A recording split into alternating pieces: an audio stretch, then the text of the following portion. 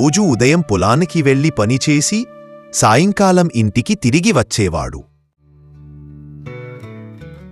అతని ఇంటి ముందు ఒక పెద్ద వేప చెట్టు ఉండేది. ఆ చెట్టు చాలా పాతది. వయస్సుతో పాటు దాని నీడ కూడా ఊరంతా వ్యాపించింది. ఈ చెట్టు కిందే రామచంద్రుడు చిన్నప్పుడు ఆటలు ఆడాడు. వానలో తడవకుండా తలదాచుకున్నాడు. ఎండలో విశ్రాంతి తీసుకున్నాడు. ఆ చెట్టు అతనికి కేవలం చెట్టే కాదు, అతడి బాల్యపు జ్ఞాపకాల నిలయం కూడా. ఒకరోజు ఊరికి మురళి అనే వ్యాపారి వచ్చాడు. అతడు కొత్తగా భూములు వెతుకుతూ ఊర్లోకి ప్రవేశించాడు.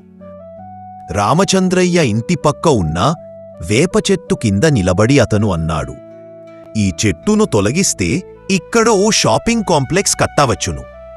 షాపింగ్ కాంప్లెక్స్ కట్టటానికి ఇది చాలా మంచి స్థలం."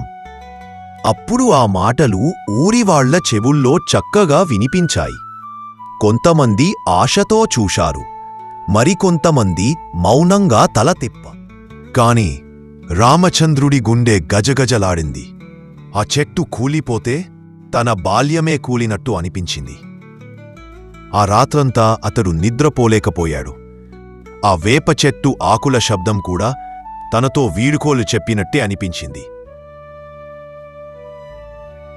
మరుసటి ఉదయం అతను ఊరివాళ్లను పిలిపించాడు. చెట్టు కింద నిలబడి ప్రశాంతంగా మాట్లాడాడు. "ఈ చెట్టు నా చిన్ననాటి స్నేహితుడు. ఇది కేవలం చెట్టు కాదు, మన ఊరి చరిత్ర, మన సంస్కృతి.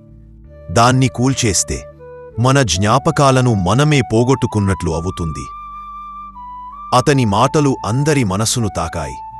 ఆ పిల్లలు పరుగెత్తుకు వెళ్లి ఆ చెట్టును చుట్టుముట్టారు. వృద్ధులు తలవంచి మౌనంగా నిల్చున్నారు. గ్రామ పెద్దలు చివరికి ఓ నిర్ణయం తీసుకున్నారు. వేప చెట్టును కాపాడాలని, ఇంకా దాన్ని చుట్టూ చిన్న పార్కు ఏర్పాటు చేయాలని. ఇక చేయటానికి ఏమీ లేక మురళీ కూడా అంగీకరించాడు. అతనికి కూడా ఆ చెట్టు విలువ అర్థమైంది.